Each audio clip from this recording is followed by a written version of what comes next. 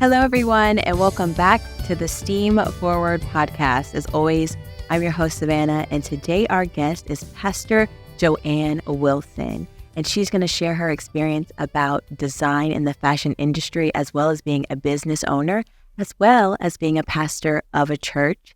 So please help me welcome Pastor Johanne. Hello, how you doing? I'm good. You're good? Thank you for having me. I'm so excited. Listen, we always think if Pastor Linda is referring us somebody, they're like an honorary guest, and we're just so excited, and we get to learn so much about people in Pastor Linda's life. So, Pastor Johanne, give us some background. Where are you from? Are you originally from Miami?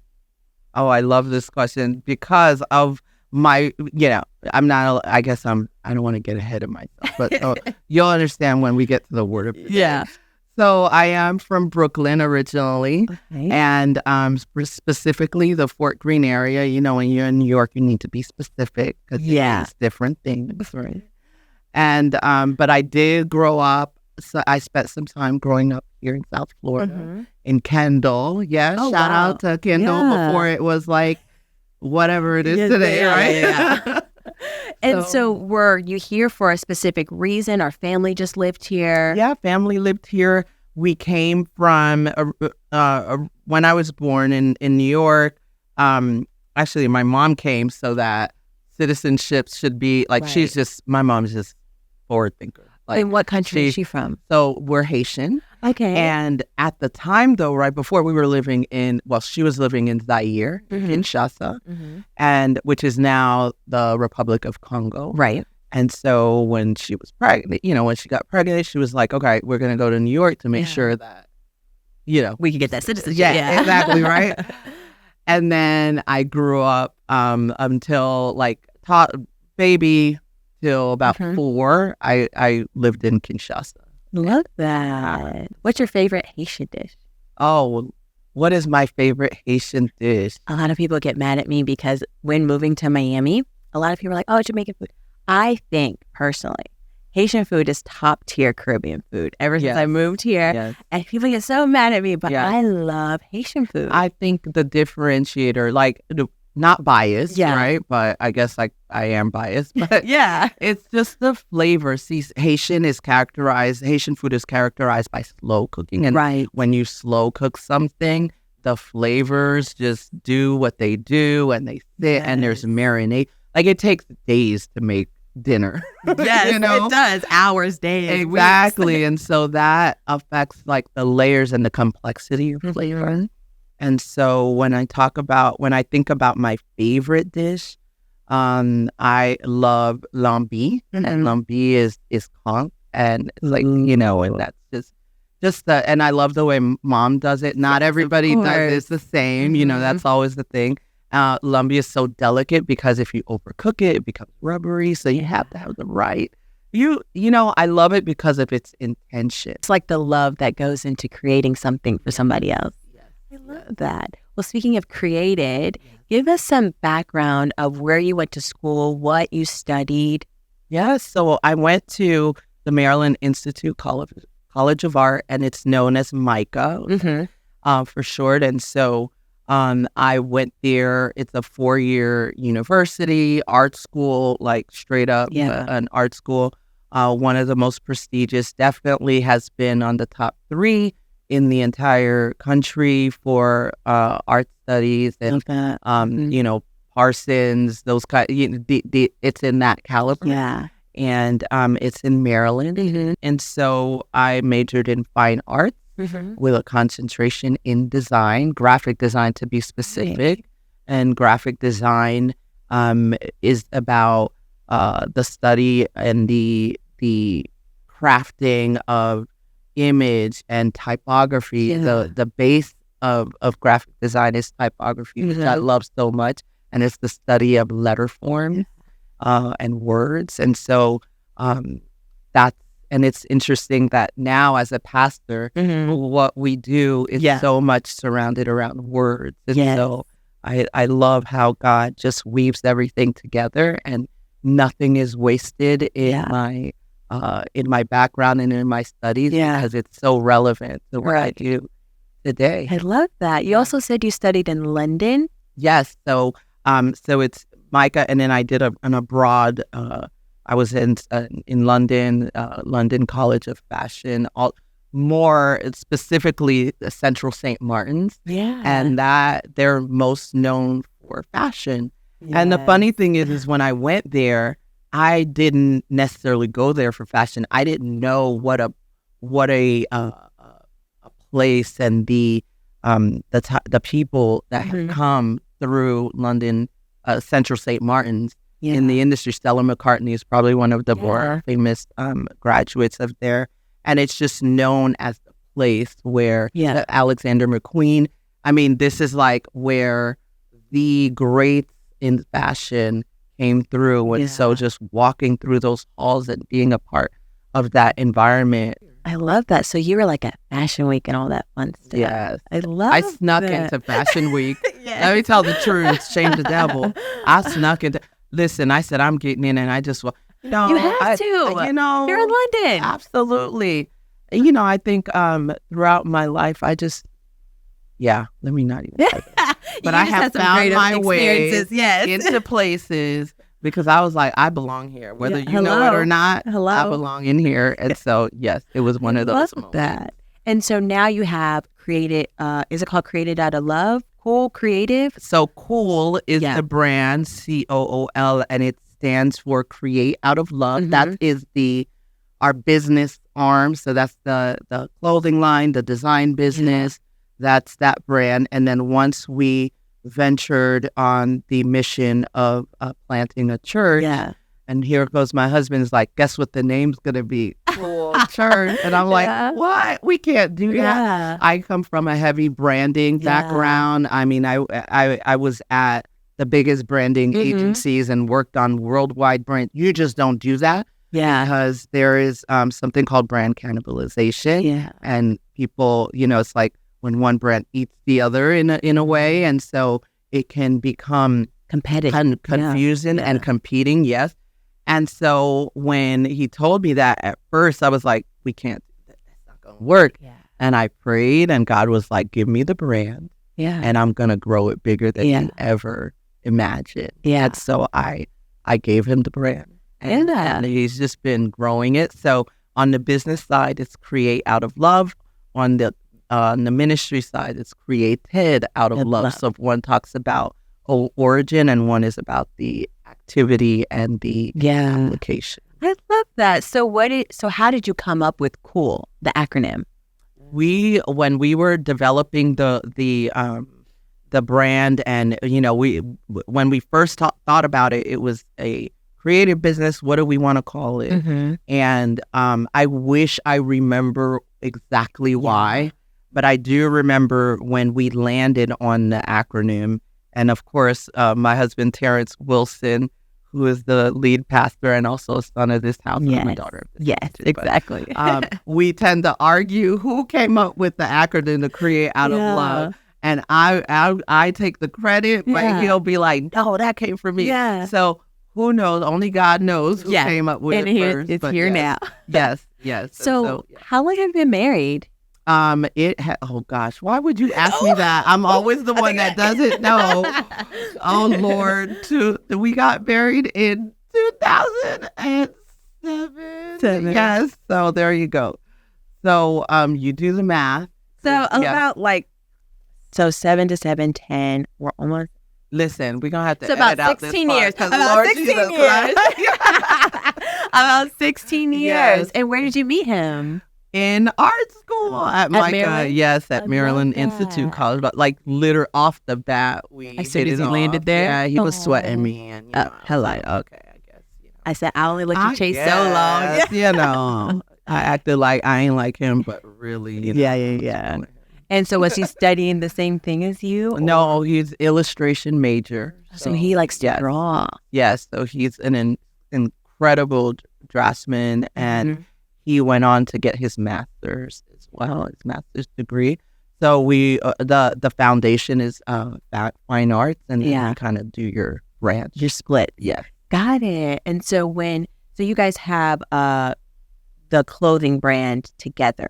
Yes. And you just so when did you establish that? What year? That was in getting me today. I'm sorry. 2012. Wow. Yes. Okay. So we did that. And then the fashion came in 2017. Mm-hmm. So it started where he was drawing. He drew these iconic people in history, people like Malcolm X. It's really awesome. MLK. Yeah, correct. Just these people that are known for social justice, or where they have utilized their platforms to change culture, to speak about things that matter. Yeah. And so he was drawing them as a way to teach our daughter, who's in this place today. Yeah. Shout out to my baby girl, Valencia.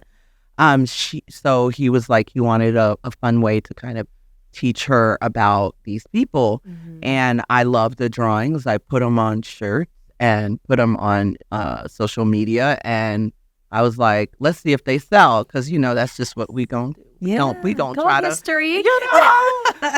It's more relevant today than we know. Exactly. Yeah. So we were already, so imagine, we're doing this. We have these icons and all of this already developed. And then it went from shirts to jackets. The jackets is where it really took off. Yeah. Because celebrities gravitated towards it. And that's where people really started to get to know us. And so when fast forward to the, summer 2020, when everything was like crazy, nutty, but change requires some shaking and shifting and attention and all of that. Yeah. After that, so we were already positioned. We had years behind. We had already established ourselves as a brand, specifically in fashion, as it relates to this fashion that was conscious, that had a message, that talked about justice, that talked about hope and love, and just all these things that people were, crying and fighting for in a time that was so divisive, and hate was at the center of everything, and we had to break it. People were ultimately protesting against, those messages. Yeah. And so we were already there. Yeah. And so we went, we were like killing it at that time. Yeah, I think as I guess you could say, our people, if we just remember the root of who we are, it's always there. Yeah. And so sometimes that's hard to kind of live in that and walk in that. Mm-hmm. But I think being Christian, we realize that you are who you are. Yeah. God created you the way that you're supposed to be. So I think your message is just clear. Yeah. You are created out of love. Exactly. Love that. It talks about where, especially in this time where everybody's, defining and redefining themselves and claiming all types of titles and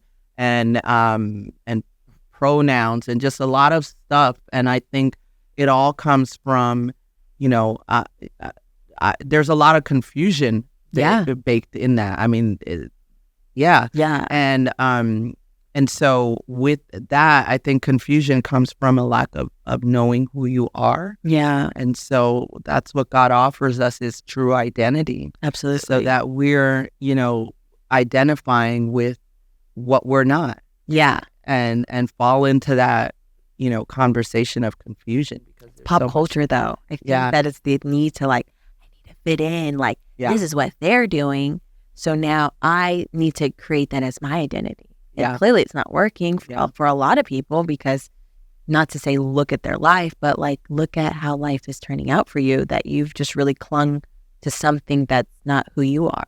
Yeah. And I think even coming from the islands is sometimes your parents create identities for yourself, and you're really trying to figure out where do I fit in? My parents have labeled me this, but I actually hate this. I know a lot of people are my parents wanted me to be in medical school. Every person that's on this podcast is from the islands. My parents wanted me to be a lawyer in medical school, and they're all creative and doing all these creative things. And I think it's just so funny how you can't cling to a label. Yeah, I mean, I think there's nothing wrong with a parent. Yeah, forecasting. Absolutely. Or, trying to, because really what they're saying, those doctor, lawyer, those things. Those are, it's not specifically those particular things, but they associate those things with success. They associate those particular careers with the highest form of work. Yeah. Right. And so what are they really saying?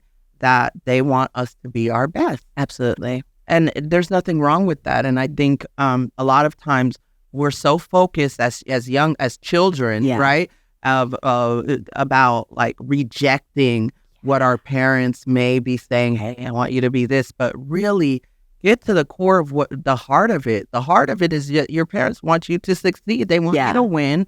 They want you to do your best and be the best, so that exactly. And I there's so much resistance sometimes against parenthood, but it's like really like understand really where they're coming from. I think it's hard as a kid. Of course, the past person that was sitting here, I said something and he goes, "Can you tell her that? Because if you said it to her, she'll listen to you, but she don't listen to us." Yeah, they resist where it comes from. My gosh, I love where we're going. Just wait till we get to our word. I'm like so hyped because that is important. Like where the information comes from matters, right? Absolutely. Origin. Yes. And so speaking of being a mother, can you tell us kind of your journey with motherhood and Baba and all that great stuff? I love my baby girl. We Valencia, it's interesting because as we're talking about what our parents want us to be and everything, we've never forced or, or tried to necessarily, we forecast, we're like, well, we see this potential, we see this gift, this talent. What's interesting is that she has a gift in art and creativity, which is like, whoa, and no matter, they can fight it, but where you're at, like who you are, does transfer to your children too, and their environment informs their direction.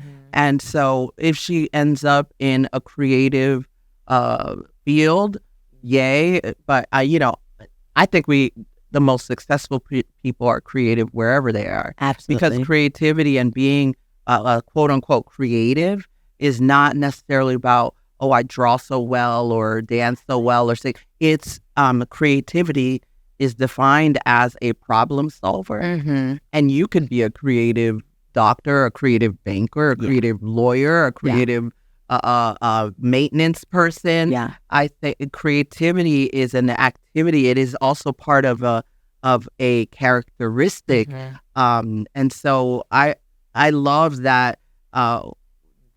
Yes, there are specific vocations that are more, overtly, I guess they could say, creative.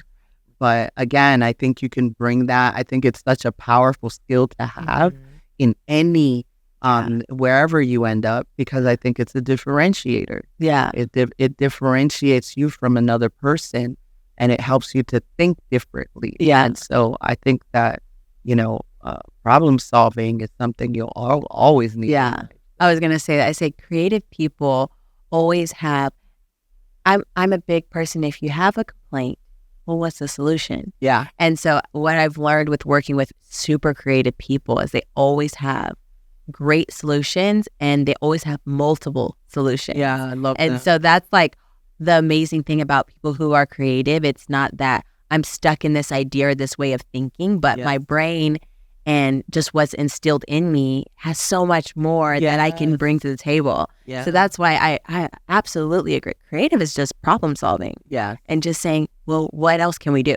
Absolutely. And I love the thought that if you see the problem, then you have the answer in you. And so it's about drawing those answers out of you.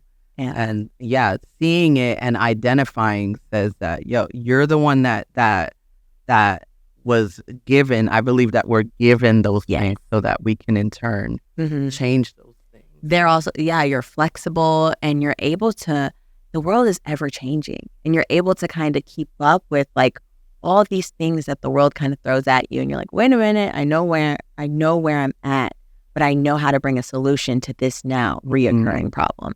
So that's awesome. And so how old is Valencia? Valencia is a teen right now, officially. No more kids menus for her. Listen, she gets so annoyed when the waitress or waiters gives her the kid menu. She's like, it's not enough food, Mom. Right? Yeah. So she is a 13-year-old, and she's incredible. I love seeing her potential. I love seeing her just be who she is, and she's still developing it, and seeing her grow and be confident. That's a big thing, trying to instill in her confidence. It's hard. So, yeah, especially where there's so many other people trying to define her and trying to pull her in another direction. But I want her to be so sure and secure in who she is, so she doesn't have to be so concerned with fitting in and changing who she is to be around certain people. It's like you can be who you are and have friends, or why can't you be the one that influences the group? That's a real big thing we're teaching the kids too at our youth ministry here. Is like, you can be the party star, like you can be the person that starts it. And I think that they're having a hard time with that. Of course, it's is that not what youth is? Right? That's what it is. And so the more we can empower her, I think empowering is like giving her things to lead. And so even things like we have dogs with Tupac and Coco. I love that. That would be such a cool brand. So and so they're her responsibilities. So we've intentionally given her. She has to feed them. She has to bring them to use the restroom. She has to make sure they're good. So that's not because we don't want to. It's because we're trying to give her something to be a lead. Responsibility, ultimately take care of, because that's the leader. It's like you are the one that's taking care of whatever it is that's been given to you. What a fun responsibility task, though. Right? Who doesn't love dogs? Yes. So well, sometimes, except when you have to clean up after them, right? Or when they're like acting crazy, you're like, calm down a little bit. Yeah, exactly. So you are Pastor Johanne Wilson, and as you said, you're a sister of this house, and what she means by that is Trinity Church, one of our sponsors. You have been at Trinity Church before you launched your own church for how long? Yes, long time. Maybe 7 years, somewhere around that, maybe a little. Yeah. And Pastor T, your husband, he grew up here. He grew up in this house. And so I'm really, I love that. And so I just came right in the fold and felt like family right away. So I love that. Yeah. And so they were about 5 years ago launched out of Trinity Church to go start their own church. Yes. So tell us how that experience has been, and you being basically a lead pastor for a congregation of people. Of course. And I didn't go to seminary or anything. This was this was the farthest thing from my mind. And I know Terrence would also echo that sentiment that this was not a plan, or this was something that we anticipated. But, you go where God calls you, right? And so specifically, we were sent to plant a church in Miramar, which is about 20 minutes away from here. And Miramar just so happens to be a place where I lived when I was in high school and also part of middle school. And I was just like mortified because I thought I would never come back to Miramar specifically. Miramar was a place that was associated with pain for me because that's where my parents got divorced, and there was a lot of hurt. There was a lot of brokenness that I associated with this place. So it's interesting that God sends us back to this place where I associated the brokenness of my family, and now our mission is to build strong families, to build strong futures. Right. So what was once a place of brokenness is where God is building up families in the city. So I love how poetic and how beautiful and how God just weaves everything together, and that nothing is wasted in his kingdom. No experience, nothing that we go through is by accident, and I tend to avoid, I used to say, why me a lot, that thought of like, why is this happening to me? And it's like, no, it's like, why not you? Yes, absolutely. Absolutely. And he redeems everything and he uses everything for us to ultimately grow the kingdom and for us to walk in our calling and purpose in that. Yeah. And so I'm like, thank you. It was me. Yeah. Because how powerful is it that we have turned a place that was broken for me in my heart and my mind. And now it's a place of growth, a healing, of restoration. Your pain is your testimony. Yeah. Is what I tell people sometimes. I always say the Holy Spirit works in the craziest ways. Yeah. Because when you're going through it, the why me, right? You're like, why me? Why is this my life? But the reality is the Holy Spirit is so intentional that they use pain, they use trials, they use tribulations, they use the valley as the Bible states. And it's like, but on the other side of it, when you go back and you're like, well, I needed that because then it wouldn't be this now. And we don't have to be scared of the places that brought us so much pain and that we can confront the pain. We can confront the hard things. Yeah. Because that's where God is going to be able to birth something so new. Absolutely. Even I think about the word birth even, right? And how like, you know, in order for something to be created or to come into fruition, there has to be pain that happens in that.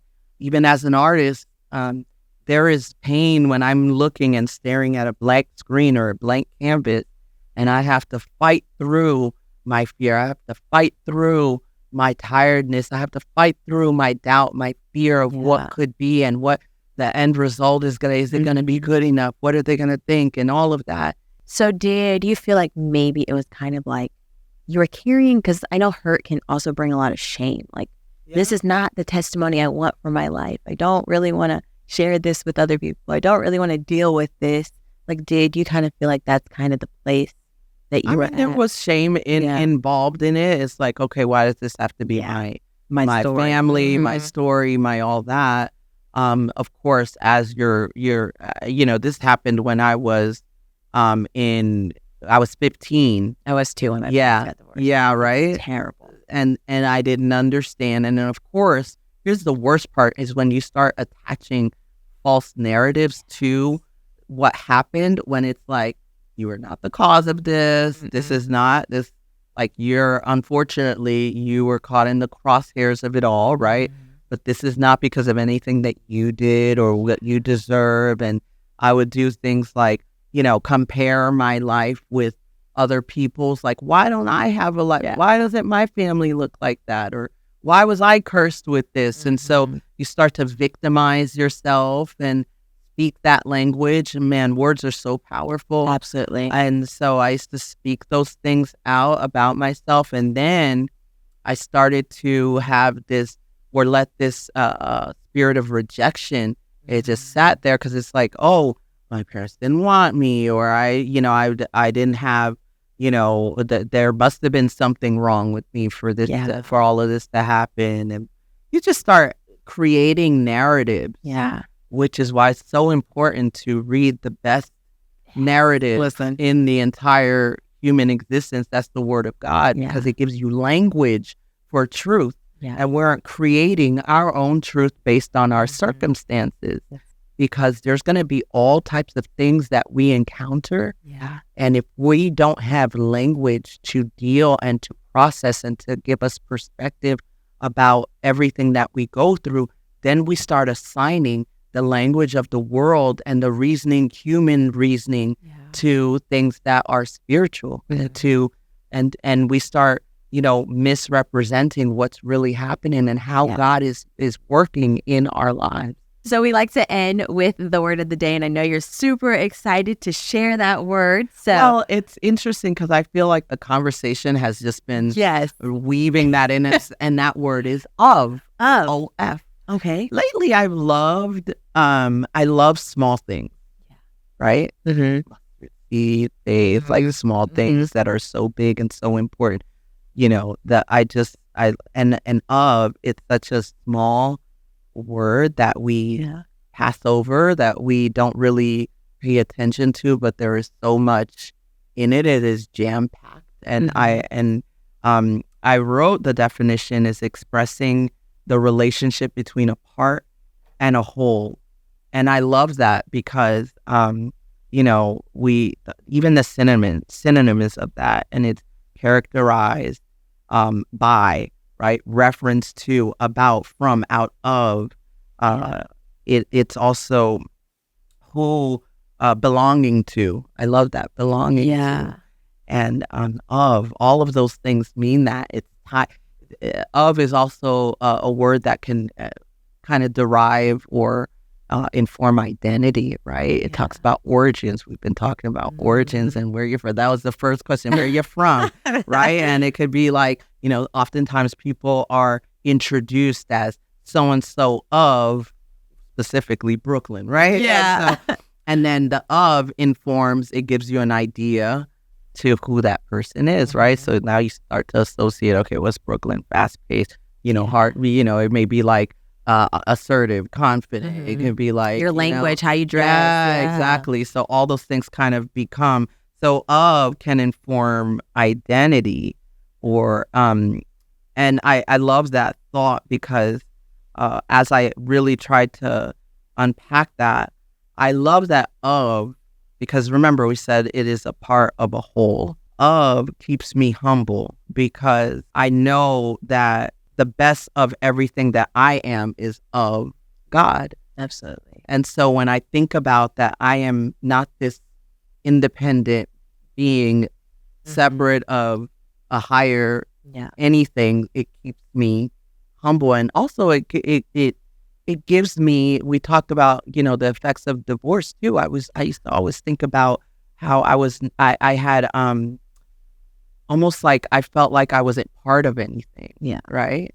And so, or you didn't know where. Yes. Mom and dad's here, mom's there. So and I knew, but like, you start to again start to create stories. But so of always keeps me rooted in who I am, right? And where I come from. And ultimately I am from heaven, right? Yeah. I am a citizen of heaven. Yeah. I am a daughter of the King. And so that gives me confidence. And I was also thinking about visual, because I'm a visual person. Like, how would I visualize the word of? And I thought of a seed. Yeah. And I love that because the seed is a part of a whole. But the great thing is that in a seed is another whole. Yeah. Right? And more seeds in it. But where you are from or where you originate from doesn't necessarily mean that's where you're going to stay, or the direction that you're going in. The origin may inform who you are. It may inform us, but it doesn't it doesn't mean that that's like where you're going to. Yeah. You can be there can be many seeds in a fruit, but they don't all have to produce the same thing. That's what I'm trying to get to, right? Well, thank you so much, Pastor Joanne. I really enjoyed this conversation. Yeah, the word of is now my new favorite word. I'm definitely going to read the Bible and the word of in a different context now. Yes. Thank you so much for that. Thank you so much for sharing your time, your wisdom, and all other kinds of things. And as always, there are two sponsors that we like to thank, and that's the Children's Trust and Trinity Church. And don't forget that there are 3 ways in which you can watch or listen to this podcast. If you like to watch, just follow us on YouTube. If you'd like to listen, just follow us on Apple or Spotify. Remember, this is the Steam Forward Podcast. See you next week.